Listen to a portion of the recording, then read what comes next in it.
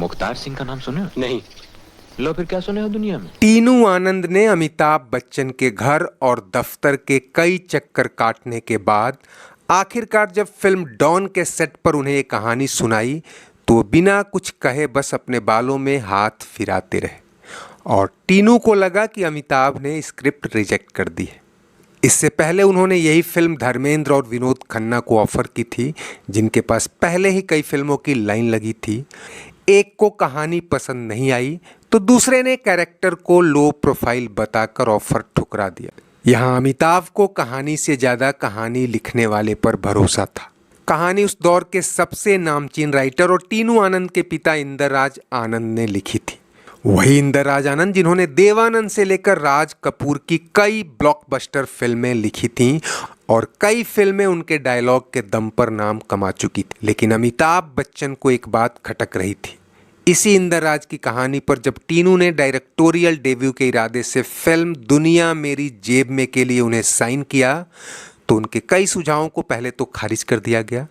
ऊपर से ऋषि कपूर को जब लगा कि अमिताभ के आगे तो उनका किरदार दब जाएगा तो अमिताभ को हटाकर अपने चाचा शशि कपूर को रखवाने का दबाव डालने लगे थे।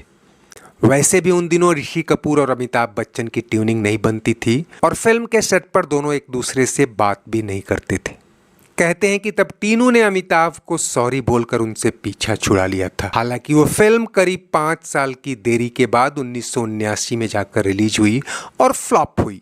लेकिन यहाँ जब वो एक नई और रिफाइंड स्टोरी के साथ अमिताभ की दर पर माथा पटक रहे थे तो लगा कि शायद उस फिल्म का गिल्ट शो कर रहे हैं। लेकिन अमिताभ के लिए इस फिल्म में एक दिलचस्पी ये भी थी कि अब तक जितने भी रोल उन्हें बड़े बड़े स्टारों से ठुकराए जाने के बाद मिले वो फिल्में छा गई थी। चाहे धर्मेंद्र, देवानंद और राजकुमार की रिजेक्टेड फिल्म जंजीर हो, राजेश खन्ना की छोड़ी गई दीवार या फिर शत्रुघ्न सिन्हा का ठुकराया शोले का जय। हालांकि एक टेंशन ये भी थी कि ये कल्लू कालिया टाइप जितने भी देहाती गंवार या लो प्रोफाइल रोल उन्हें अब तक दिए गए थे क्रिटिकली भले ही सराहे गए हों लेकिन कमर्शियली हिट नहीं हुए।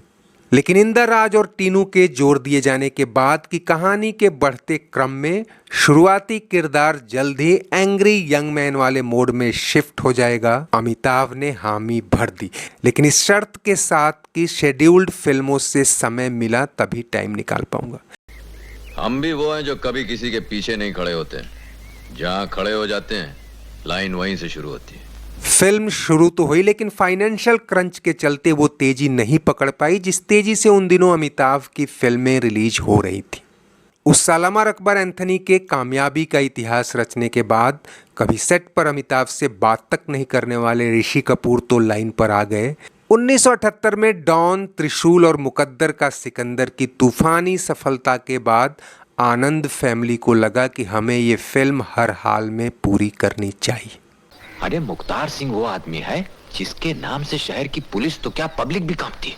और इंदरराज आनंद की कलम ने स्क्रिप्ट में हर वो बदलाव किए जिससे इसमें सलीम जावेद वाली तासीर और एंग्री यंग मैन वाला टशन लाया जा सके। ये सर किसी इंसान के सामने नहीं झुक सकता जेलर साहब। झुकेगा तो उसकी चौखट पे या उसके दरबार में। किशोर कुमार, आशा भोसले, मोहम्मद रफ़ी की आवाज़ और आर.डी. बर्मन की धुनों को भुनाने के लिए मजरूह सुल्तानपुरी जैसे मजे हुए हाथ में कलम थमा दी गई। तेरी ये नजर है मेरी जान मुझे खबर है, जीने के अंदाज सिखा देंगे। लेकिन फिल्म किसी न किसी वजह से देर होती रही। इस बीच अमिताभ की हर साल 3-4 हिट फिल्में आ रही थीं और ऊपर से उन पर प्रकाश मेहरा, मनमोहन देसाई और यश चोपड़ा का बैनर हावी था। टीनू आनंद जैसे नौसिखिए के लिए तो अमिताभ को डायरेक्ट करना तो दूर, उनका टाइम पाना ही मुश्किल हो चला था। लेकिन जैसे जैसे अमिताभ को कहानी के एक्शन ड्रामा में मजा आने लगा उन्होंने खुद को फिल्म में झोंक दिया।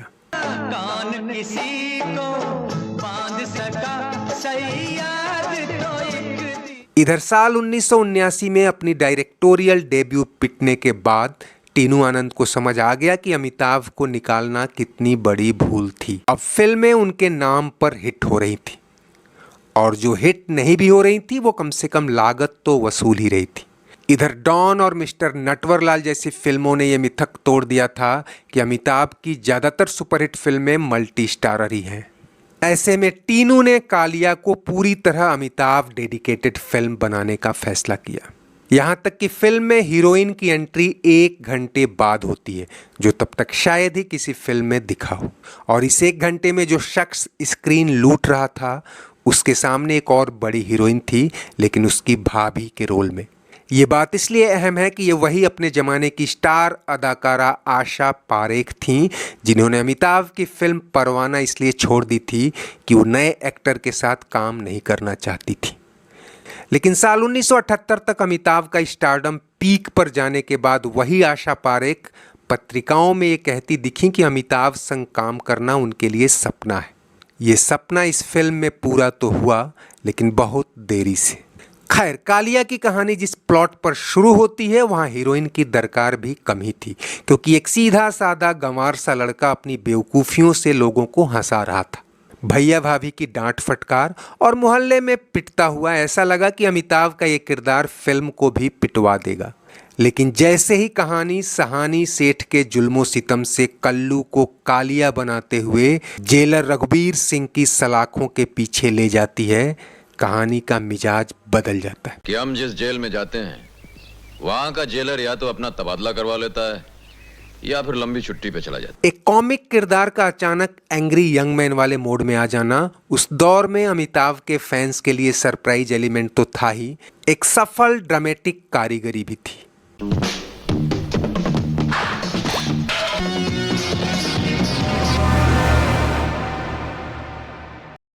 उस पर से एक से बढ़कर एक सधे हुए डायलॉग।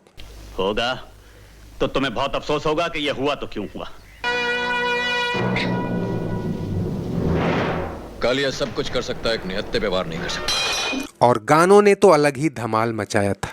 तोड़ के पिंजरा एक ना एक दिन पंछी को उड़े। देख इधर यार ध्यान किधर है, अरे देख इधर यार तुम साथ हो जब अपने दुनिया को दिखा देंगे। तब क्रिटिक्स ने इस फिल्म को सिर्फ इसलिए ज़्यादा भाव नहीं दिया था कि लावारिस नसीब सिलसिला के साथ वो बैनर लहरा रहे थे जिन्हें तब अमिताभ का गॉडफादर कहा जा रहा था। उनके बीच जब शक्ति सामंत जैसे दिग्गज फिल्मकार बॉक्स ऑफिस पर चित हो गए तो टीनू जैसे नौसिखिए की फिल्म तो समीक्षाओं में नाम से ही खारिज हो गई।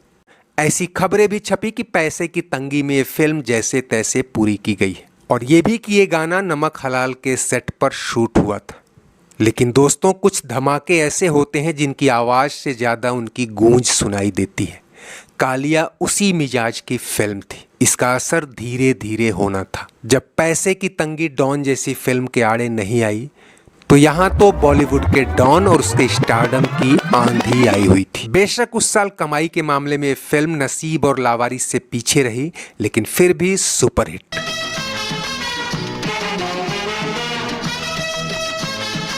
वीडियो कैसेट्स ने इसे कल्ट फिल्म बनाने में मदद की ही ये फिल्म टीआरपी एज में आकर अमिताभ बच्चन की सबसे सफल सोलो फिल्मों में भी शुमार हुई।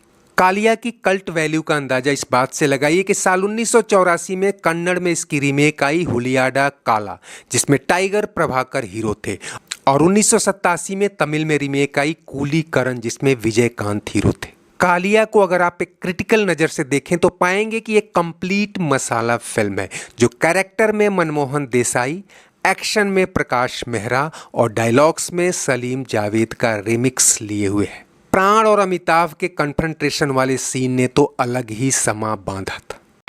कैदी नंबर 602 हाजिर है। खैर, इस कल्ट क्लासिक फिल्म की यादों के साथ आज बस इतना ही। चलते चलते वीडियो लाइक और शेयर तो कीजिए ही। अगर चैनल सब्सक्राइब नहीं किया है तो प्लीज़ उसे भी करते चलें। कमेंट बॉक्स में आपकी हर राय का स्वागत है। शुक्रिया, नमस्ते, आभार।